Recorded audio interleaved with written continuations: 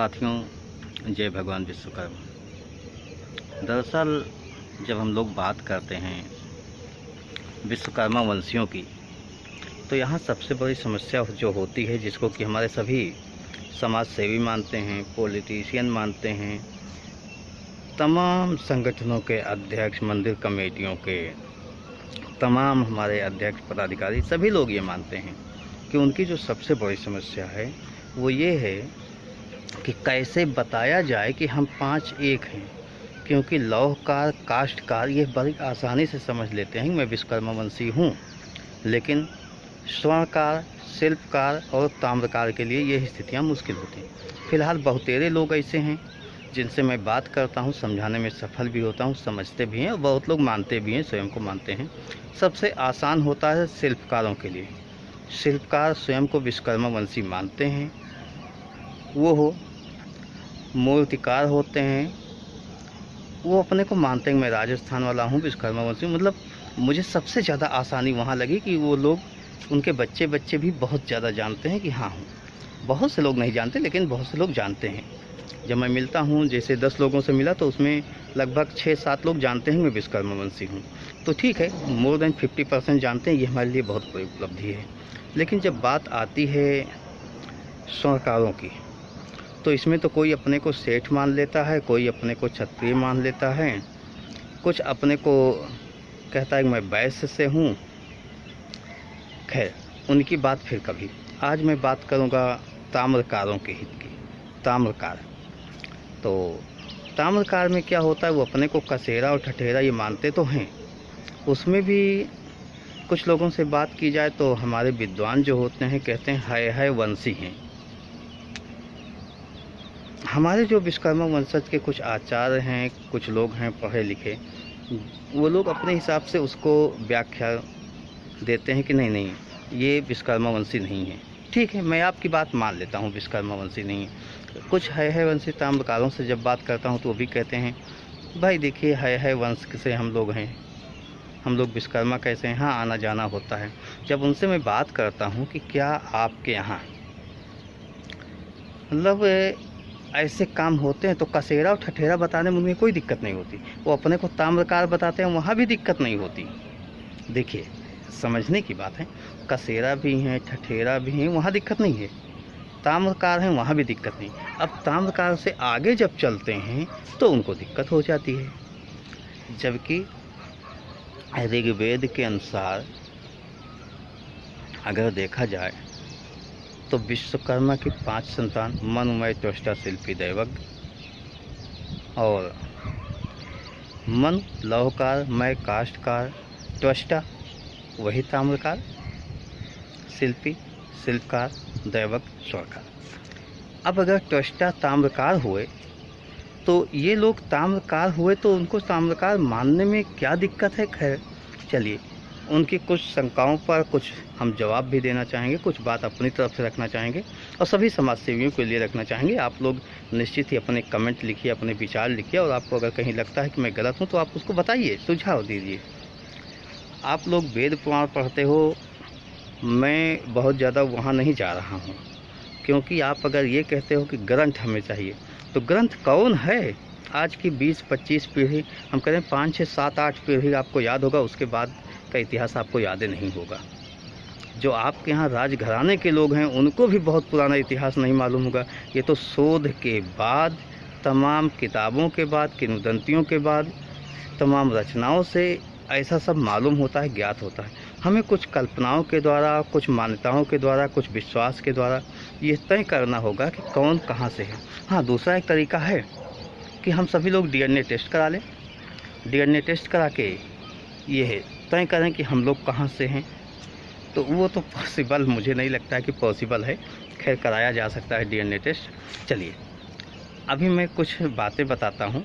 जैसे पहले मैं त्वष्टा की ही बात बता देता हूँ, उसके बाद, क्योंकि गौरवान्वित पल की बात आपके बताता हूँ, उसके बाद है वंश पर मैं आता हूँ। ठीक है, तो पहले आप सुनिए कि त्वष्टा वंश की क्या विशेषता रही है।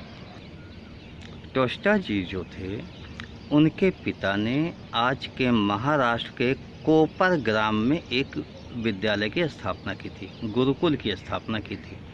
उसमें तमाम ब्राह्मणों के लड़कों के साथ देव गुरु बृहस्पति के लड़के ने भी शिक्षा ग्रहण की थी, जहाँ पर शुक्राचार्य ने उन्हें संजीवनी विद्या विशेष रूप से सिखाई थी। संजीवनी विद्या वही है जिसके द्वारा देवताओं को जीवित किया गया था। अब आप समझिएगा, देवताओं का मतलब मैं वो नहीं कहता, आप देवताओं का मतलब कुछ अलग विशेष लोगों को समझ लेते हैं, ऐसे नहीं है। देवता भी मनुष्य ही थे, देव दानव, उसके बाद जैसे नागवंश हुआ, तो ये सब क्या थे? ये मनुष्य थे, स्थान विशेष में रहते थे, उनकी एक प्रजाति थी मानव में, जैसे आज काले अंग्रेज, गोरे अंग्रेज, उस तरीके से। तो देवता जो थे वो भी मनुष्य ही थे, बस उनकी उम्र लंबी थी, उस समय लंबी उम्र होती थी। इनके पास संजीवनी विद्या इनको मिल गई थी। जीवित होने के लिए ये ऐसे वातावरण में रहते थे जहाँ लाइफ लॉन्ग होती थी। जैसे आज ही देखो, शहरों में जो लोग रहते हैं उनकी लाइफ कम होती है, जो गांवों में रहते हैं, जो पर्वतीय इलाकों में रहते हैं, उनकी लंबी उम्र होती है, क्योंकि उन्हें बीमारियां कम होती हैं। तो इस बात को आपको समझना होगा। तो ये त्वष्टा विश्वकर्मा के पिता ने गुरुकुल की स्थापना की थी, उसके बारे में डिटेल बताया। दूसरा एक और बताता हूँ, त्वष्टा विश्वकर्मा ने एलोरा, दक्षिण भारत में एलोरा में एक गुरुकुल की स्थापना की थी। इसी गुरुकुल से नल और नील शिक्षा ग्रहण किए थे, जिन्होंने 100 योजन लंबा और 10 योजन चौड़ा भारत श्रीलंका के बीच में सेतु का निर्माण किया था। उसी सेतु से श्री राम की सेना पार हुई थी। तो ये सब बातें आपको जानना चाहिए। उसके बाद त्वष्टा विश्वकर्मा के नाती परशुराम जी, वही परशुराम जिन्हें पंडित लोग कहते हैं वो मेरे हैं, वो उनके नहीं हैं। परशुराम त्वष्टा विश्वकर्मा के नाती हैं। उन्होंने कालोरी महाराष्ट्र में एक गुरुकुल की स्थापना की थी। उस गुरुकुल के जो छात्र रहे हैं वो भीष्म पितामह रहे हैं, द्रोणाचार्य रहे हैं, कृपाचार्य रहे हैं, राजा द्रुपद रहे हैं, महारथी कर्ण रहे हैं। कालांतर में त्वष्टा विश्वकर्मा वंशी के शंकराचार्य के माता के मामा कृष्ण तेज जी इस विद्यालय के प्रधानाध्यापक भी हुए थे। तो ये तो त्वष्टा विश्वकर्मा वंशियों की बात है। और बताता हूँ, आदि गुरु शंकराचार्य जिसे कहते हैं, उन्होंने दक्षिण भारत में जो केरल में जन्म लिया था, जिन्हें हम लोग शंकर जी के नाम से जानते हैं। उन्होंने वहाँ ब्राह्मणों से शास्त्रार्थ करते समय अपना परिचय जब दिया था तो यही परिचय दिया था, आचार्य शंकरो नाम त्वष्टा पुत्रो न संशया विप्र कुले गुरु दीक्षा विश्वकर्मंतु ब्राह्मण। तो इस तरीके से त्वष्टा वंशी पे कोई आपको संशय नहीं करनी। और यही त्वष्टा जो है वो ताम्रकार होते हैं। अब बात आती है कि आज आप उसको रिलेट कैसे करोगे, त्वष्टा ही ताम्रकार हैं, ये आपको मानना होगा। कुछ बातें तो विश्वास करनी होगी। लेकिन आप कहते हो मैं है वंशी हूँ, या कि बहुत से विश्वकर्मा वंशी बताते हैं कि वो है वंशी हैं, वो विश्वकर्मा वंशी नहीं है, तो लोग नहीं मानते। चलिए कुछ बातें हम लोग तथ्यात्मक तौर से स्वविवेक से सोचते हैं और सोचकर ही उस पर निष्कर्ष निकालते हैं। जैसे मैं बताऊं कि विश्वकर्मा वंशियों के 5 पुत्र की कल्पना की गई, लौहकार, काष्ठकार, ताम्रकार, शिल्पकार और स्वर्णकार। अब आप ये बताइए, अगर बच्चों की शादियां हो रही हैं, पीढ़ी दर पीढ़ी लोग बढ़ रहे हैं, तो संख्या कमोवेश आसपास होगी। मतलब ऐसा नहीं होगा किसी की 0 हो गई, कोई है तो 0 तो नहीं होगी। तो 5 की अगर संतान चल रही है, 5 अलग अलग क्षेत्र के हैं, तो ये बताओ लौहकार की संख्या बहुत है, काष्ठकार लोगों की संख्या बहुत है, अब स्वर्णकार शिल्पकारों की संख्या बहुत है। हर शहरों में मिलेंगे, रोड के किनारे उन लोगों का पहले से कब्जा किया हुआ इलाका होता है, तो आपको मिलते रहेंगे। अब बताइए कि स्वर्णकार और ताम्रकार कहाँ चले गए? क्या इनकी संख्या नहीं बढ़ेगी? क्या ये सब विदेशी आयातित लोग हैं जो स्वर्णकार और ताम्रकार हैं? बताइए आप। अगर आप लोग कहते हैं है वंशी हो, हम उस राजा की यहाँ से हैं, तो ठीक है। आप थोड़ा सोचिए तो, एक राजा उसका राज गया तो क्या दूसरे दिन से वो मतलब बर्तन का काम करने लगेगा? राजा का राज चला गया, मान रहे हैं उसके 10, देखिए राजा एक बार तो हुआ नहीं कि हो गया राजा हो गया, 1 साल में राजा हो गया, उसके बाद दूसरे दिन उसकी कहानी समाप्त हो गई। राजा जब होता है तो 150 साल चलता है। उसके बेटे भी राजा होते थे, तो कालांतर में लंबे समय तक राजा हुए। अब राजा जी क्या वो कसेरा ठठेरा काम करने लगे? आप बताइए, अगर आप उनके वंशज हो तो क्या आप तुरंत काम करने लगे? राजा होने के बाद ऐसे व्यापार में एक साथ आ जाना तो संभव नहीं होता। निश्चित ही कुछ सेनापति होते, कुछ योद्धा होते, कुछ अलग अलग क्षेत्रों में काम कर रहे होते, तो ये सब कहना कि है वंशी हूँ, ठीक है वंश से हो, मैं मान लिया आपकी बातें। दरअसल आप लोगों का इतिहास लिखते समय, हम लोगों का इतिहास लिखते समय, जब ईसा पूर्व 3100-3200 साल पहले से हम लोगों पर अतिक्रमण होना शुरू हुआ, हमारे अधिकार छीने जाने लगे, तो हम लोगों का इतिहास पूरी तरीके से गायब हो गया। लेकिन इतना बुलंदियों वाला इतिहास था, इतना सुपर्ब था कि उसको पूरी तरीके से नहीं समाप्त किया जा सका। तो ये बताइए कि अगर आप लोग ऐसे हो तो ताम्रकार यानी कसेरा और ठठेरा का धंधा क्यों करते हो? अगर राजा के खानदान से थे तो ठीक है, वहाँ भी मान लिया कि करते हो। तो आज हमारे ताम्रकार भाई कहाँ चले गए? उनकी खोज ही आप करवा दो। जो लौहकार, काष्ठकार, ताम्रकार होते हैं, वो ताम्रकार भाई हमारे कहाँ चले गए? शिल्पकार तो हमें मिल जाते हैं, ताम्रकार आप बताइए कहाँ गए ना? आपके पास कोई जवाब नहीं होगा, क्योंकि ताम्रकार ही हो, विश्वकर्मा वंशी हो।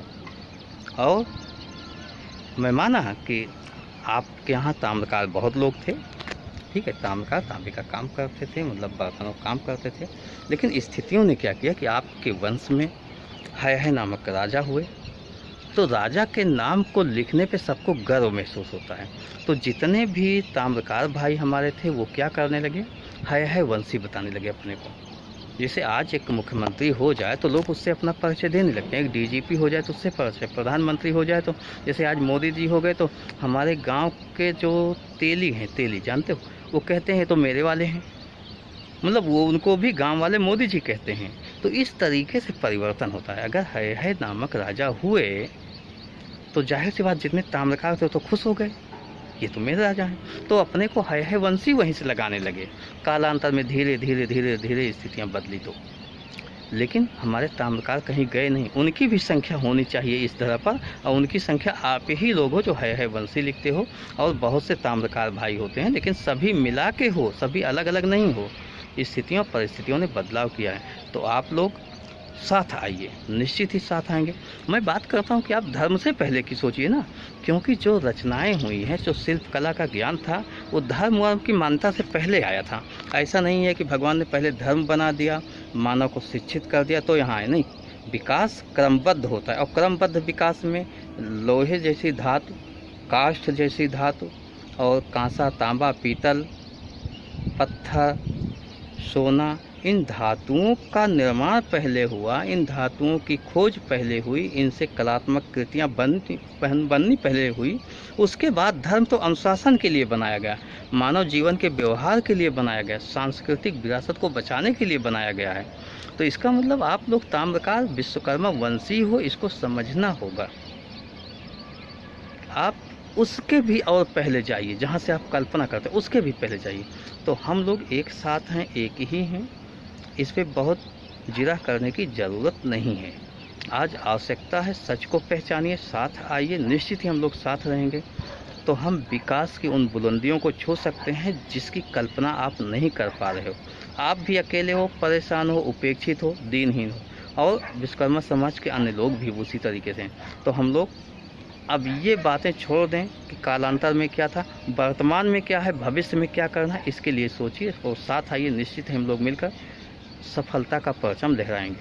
आप सभी का स्वागत है। आइए भगवान विश्वकर्मा का जयकारा लगाइए और साथ मिलकर बैठते हैं, एक एक गिलास पानी पीते हैं, चाय पीते हैं, थोड़ा सा नज़दीकी बढ़ाते हैं, और जब नज़दीकी बढ़ेगी तो बहुत कुछ गलतफहमियां दूर हो जाएंगी। धन्यवाद। जय भगवान विश्वकर्मा।